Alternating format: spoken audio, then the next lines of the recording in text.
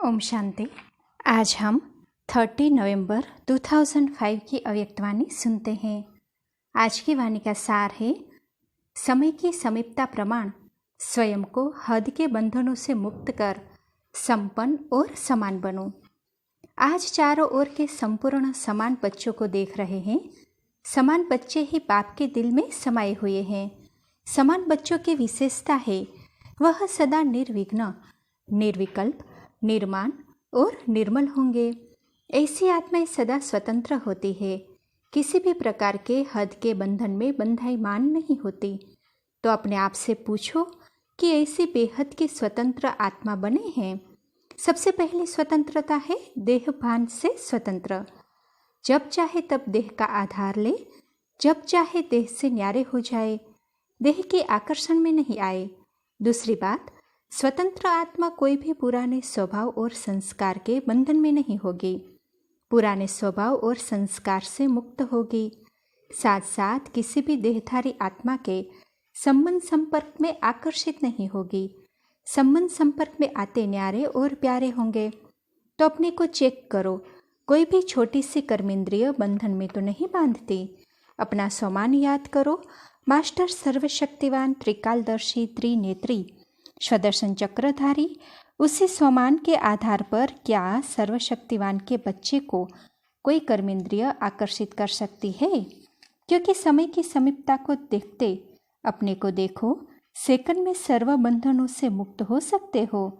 कोई भी ऐसा बंधन रहा हुआ तो नहीं है, क्योंकि लास्ट पेपर में नंबर 1 होने का प्रत्यक्ष प्रमाण है।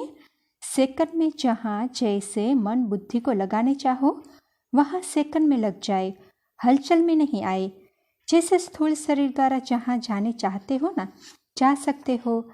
ऐसे बुद्धि द्वारा जिस स्थिति में स्थित होने चाहो, उसमें स्थित हो सकते हो।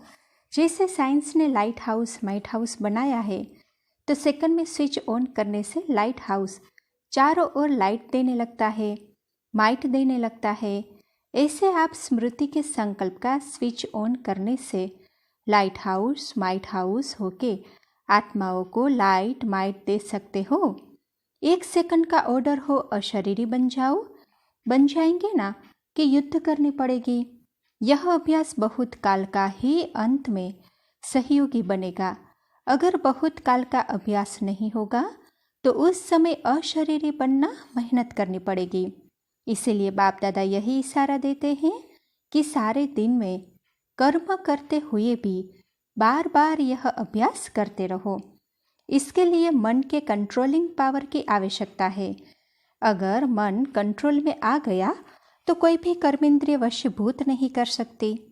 अभी सर्व आत्माओं को आपके द्वारा शक्ति का वरदान चाहिए। आत्माओं की आप मास्टर सर्वशक्तिवान आत्माओं के प्रति यही शुभ इच्छा है कि बिना मेहनत के वरदान द्वारा, दृष्टि द्वारा, वाइब्रेशन द्वारा हमें मुक्त करो।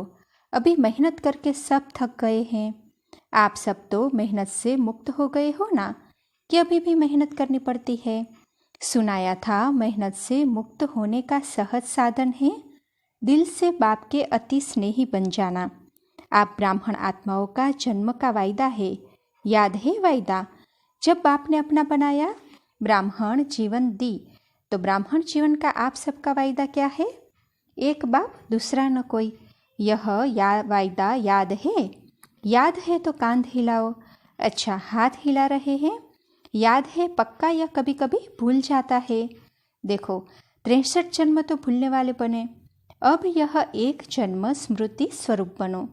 तो बाप बच्चों से पूछ रहे हैं, बचपन का वायदा याद है? कितना सहज करके दिया है। एक बाप में संसार है, एक बाप से सर्व संबंध है, एक बाप से सर्व प्राप्तियां है। एक ही बढ़ाने वाला भी है और पालना करने वाला भी है। सब में एक है।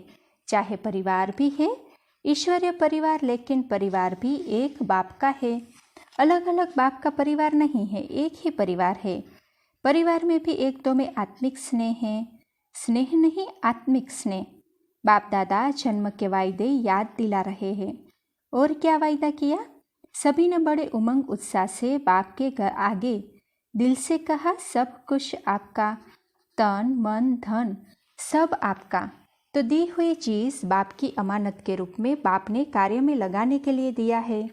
आपने बाप को दे दी है ना, या वापस थोड़ा थोड़ा ले लेते हो? वापस लेते हो तो अमानत में ख़यानत हो जाती है। कोई बच्चे कहते हैं, रूरिहान करते हैं ना, तो कहते हैं मेरा मन परेशान रहता है। मेरा मन आया कहाँ से? जब मेरा तेरे को अर्पण किया तो मेरा मन आया कहाँ से? आप सभी तो बिन कोड़ी बादशाह हो गए। अभी आपका कुछ नहीं रहा, बिन कोड़ी हो गए लेकिन बादशाह हो गए। क्यों?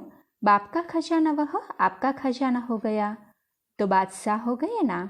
परमात्मा खजाना वह बच्चों का खजाना।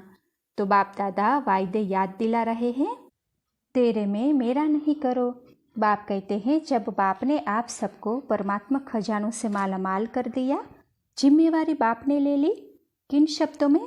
आप मुझे याद करो तो सर्व प्राप्ति के अधिकारी हो ही, सिर्फ याद करो। और आपने कहा हम आपके आप हमारे, यह वायदा याद है ना।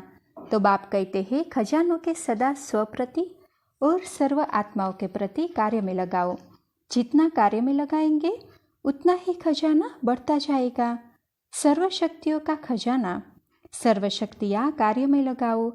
सिर्फ बुद्धि में नॉलेज नहीं रखो मैं सर्वशक्तिवान हूँ, लेकिन सर्वशक्तियों को समय प्रमाण कार्य में लगाओ और सेवा में लगाओ।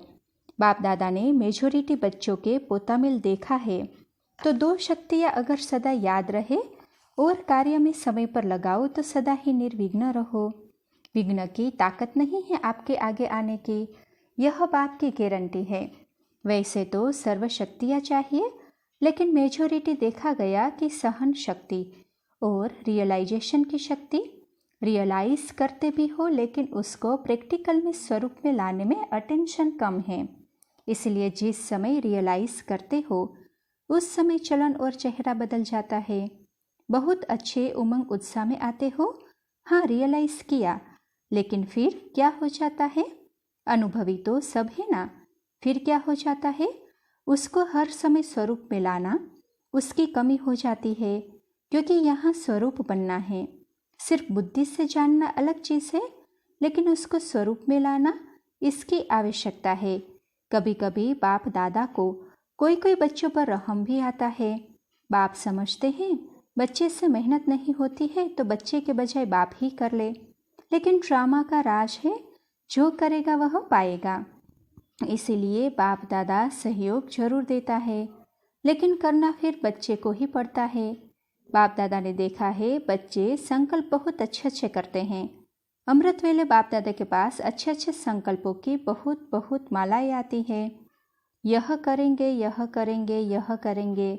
बाप दादा भी खुश हो जाते हैं, वाह बच्चे वाह। फिर करने में कमज़ोर क्यों बन जाते हैं?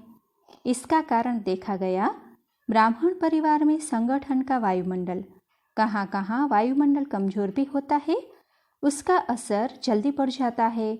फिर उन्हों की भाषा बताए क्या होती है? भाषा बड़ी मीठी होती है। भाषा होती है यह तो चलता है, यह तो होता है। ऐसे समय पर क्या संकल्प करो? यह होता है, यह चलता है, यह अलबेलापन लाता है, लेकिन उस समय इस भाषा को परिवर्तन करो। सोचो कि बाप का फरमान क्या है, बाप की पसंदगी क्या है, बाप किस बात को पसंद करता है, बाप ने यह कहा है, किया है। अगर बाप याद आ गया तो अलबेलापन समाप्त हो, उमंग उत्साह आ जाएगा। अलबेलापन भी कोई प्रकार का आता है। आप लोग आपस में क्लास करना, लिस्ट निकालना, एक है साधारण अलबेलापन, एक है रॉयल अलबेलापन। तो अलबेलापन संकल्प में दृढ़ता लाने नहीं देता और दृढ़ता सफलता का साधन है। इसीलिए संकल्प तक रह जाता है, लेकिन स्वरूप में नहीं आता। तो आज क्या सुना? वायदे याद कराए हैं ना।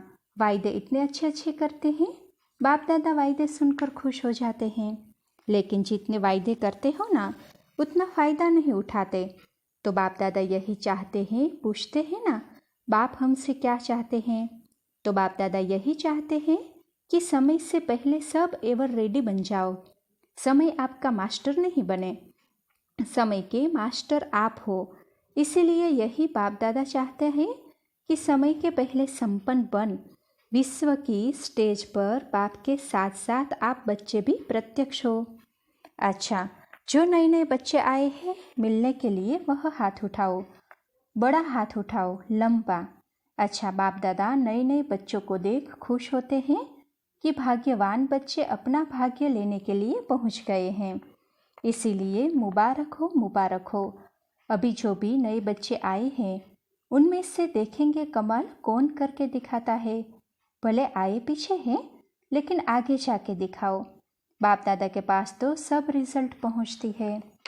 अच्छा, चारों ओर के तीव्र पुरुषार्थी बच्चों को सदा स्वपरिवर्तन और विश्व परिवर्तन की सेवा में तत्पर रहने वाले विशेष आत्माओं को सदा ब्रह्मा बाप समान कर्म योगी, कर्म की कर्मेंद्रियों के आकर्षण से मुक्त आत्माओं को सदा दृढ़ता को हर संकल्प, हर बोल, हर कर्म में स्वरूप में लाने वाले बाप के समीप और समान बच्चों को बाप दादा का दिल की दुआएं और दिल का याद प्यार स्वीकार हो और नमस्ते।